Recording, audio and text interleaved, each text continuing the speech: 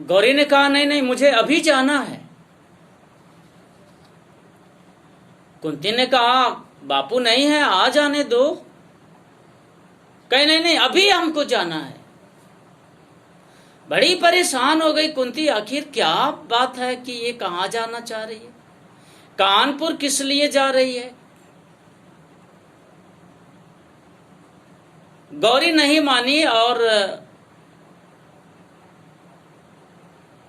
नौकर को साथ लिए कानपुर चली आई।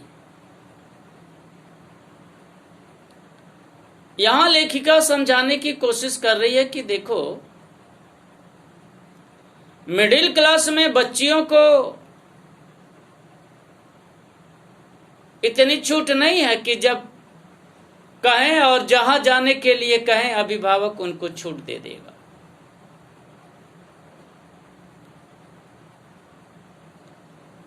यहां लेखिका देशभक्ति की भावना को उजागर करना चाहती है, इसलिए कहानी में ये एक टर्न लेना चाह रही है। अविश्वास का टर्न लेते हुए विश्वास का भाव प्रदान करना चाह रही है, क्योंकि हो भी सकता है अभिभावक पुत्री पर भरोसा रखते हैं और जाने के लिए इजाजत दे दें।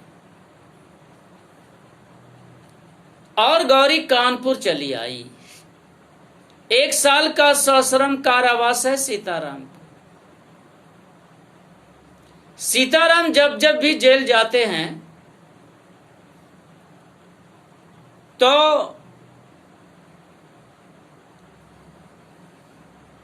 बुआ के भरोसे और कहारिन के भरोसे बच्चों को छोड़ जाते हैं,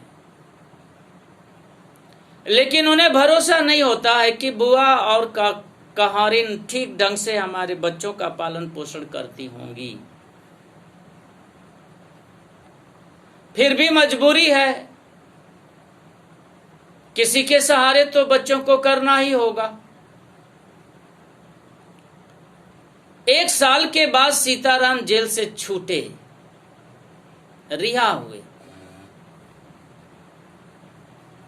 और 1 साल रह के गौरी बच्चों का पालन पोषण करती रही।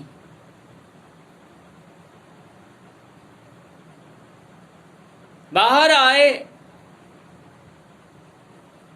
तरह तरह की चिंता इनके दिमाग में है, बच्चे कैसे होंगे। कहारिन के भी 3-4 बच्चे हैं।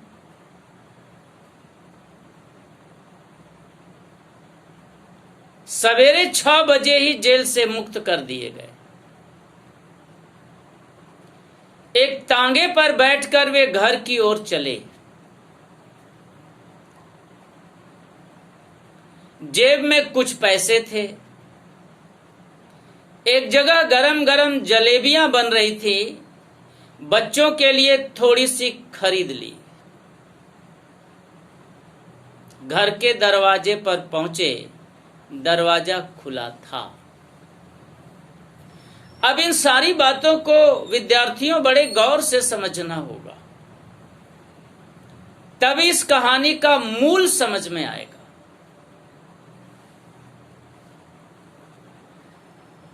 सीताराम ने जलेबी ही क्यों खरीदी? क्या जलेबी खरीदने के लिए ही पैसे थे, या भारतीय मिठाई जलेबी ही है इसलिए भारतीयता को व्यक्त करने के लिए लेखिका ने जलेबी शब्द का प्रयोग किया है? या मिडिल क्लास के लोग गरम गरम जलेबी ज्यादा पसंद करते हैं, देखते हैं तो मुंह में पानी आ जाता है, इसलिए सीताराम ने जलेबी ही खरीदी? सीताराम को जलेबी बहुत ज्यादा पसंद है इसलिए जलेबी खरीदी? बच्चों को जलेबी ज्यादा पसंद है इसलिए जलेबी खरीदी? आदि आदि मैनी क्वेश्चन बनाए जा सकते हैं।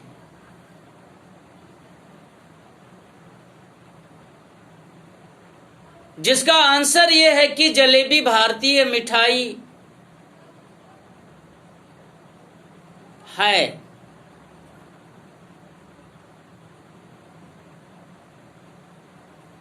पता करना कि भारतीय मिठाई क्या है। जलेबी है कि लड्डू है कि बालूशाही है कि गुलाब जामुन है, क्या है?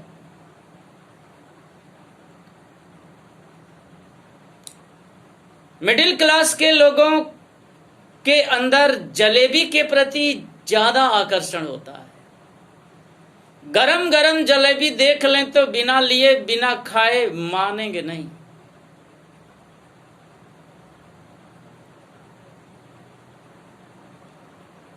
और इतने ज्यादा पैसे भी नहीं थे कि वो कुछ और ज्यादा मिठाई लें, कोई और अच्छी मिठाई लें, इसलिए सीताराम ने जलेबियां ही खरीदी।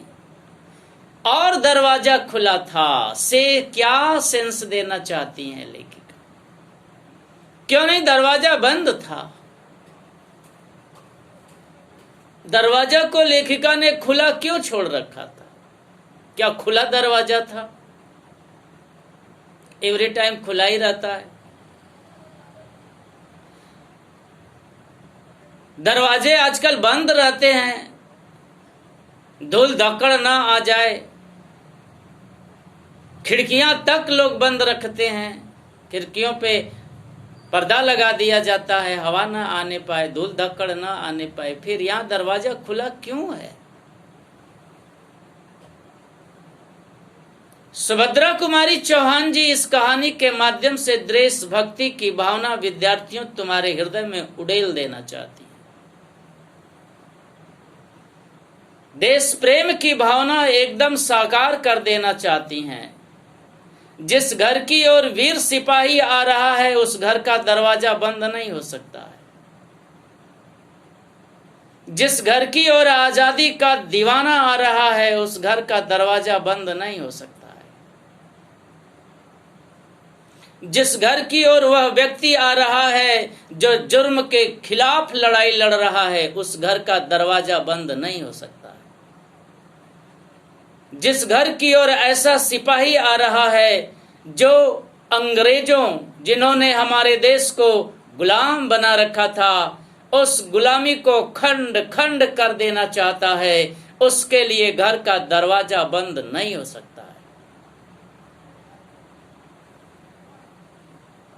देश प्रेमी, देशभक्त, देश के लिए सर्वस्व कुर्बान करने वाले लोग, महामानव के लिए दरवाजा बंद नहीं होता है। इसलिए सुभद्रा कुमारी चौहान ने दरवाजा बंद नहीं किया था, दरवाजा खुला था। डरते डरते सीताराम घर के अंदर प्रवेश किए। बड़ा डर रहे, क्या होगा, बच्चे हैं, बड़ा गुस्सा करेंगे।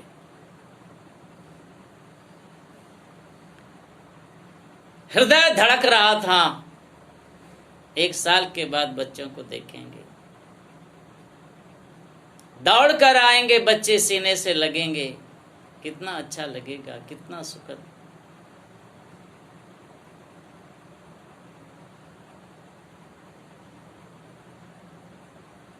चुपके से घर में घुसे। आंगन में जैसे ही पहुंचे एकदम देखकर ठगे से खड़े रह गए। ठगे से खड़े रहना,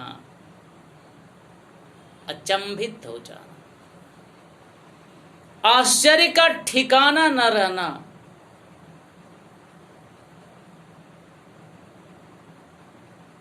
और उन्होंने गौरी को देखा।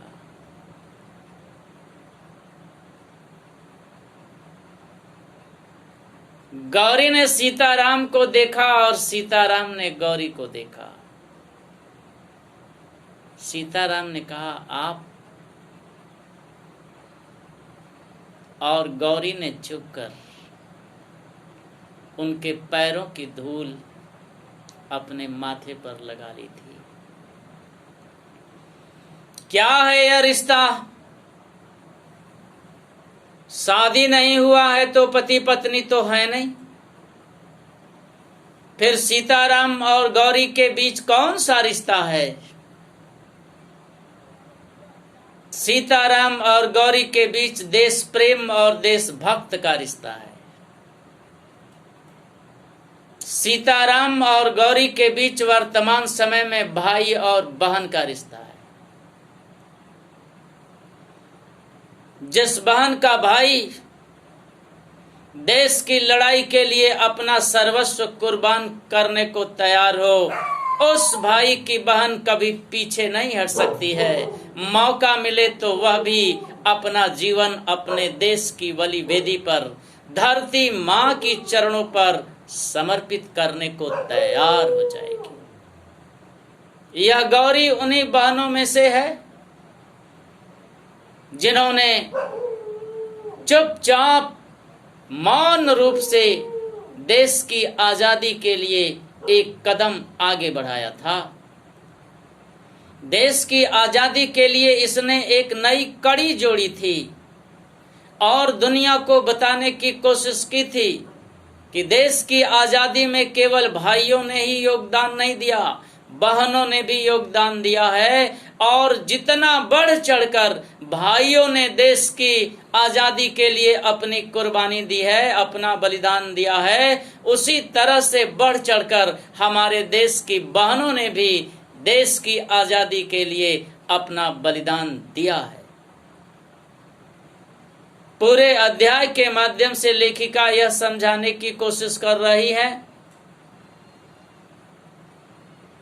सच्चा देशवासी वही है जिसके हृदय में देश प्रेम और देशभक्ति की भावना प्रवाहित हो रही है। सच्चा देशवासी वही है जो देश की रक्षा के लिए अपना सब कुछ कुर्बान करने को तैयार रहता है। सच्चा देशवासी वही है जिसके हृदय में अपने देशवासियों के प्रति अगाध प्रेम, आदर और स्नेह की भावना होती है। लेखिका इस अध्याय के माध्यम से विद्यार्थियों के हृदय में देश प्रेम और देशभक्ति की भावना भरते हुए यह समझाने की भी कोशिश कर रही है कि देशभक्ति की भावना केवल युवकों में नहीं, युवतियों में भी होती है। और यह भी बताने की कोशिश कर रही है कि जब जब देश को आवश्यकता हुई है, जब जब देश की पुकार हुई है, जब जब धरती माता पुकारी हैं, तब तब देश की रक्षा के लिए, धरती की रक्षा के लिए, धरती माँ की रक्षा के लिए हमारे भाई और बहन दौड़ पड़े हैं और जितना हो सका है उतना सेवा, सहायता, परोपकार आदि का कार्य करके अपने देश के आन बान शान की रक्षा की है। इसी के साथ आपका क्लास कंप्लीट होता है। आप सभी लोगों को बहुत बहुत धन्यवाद।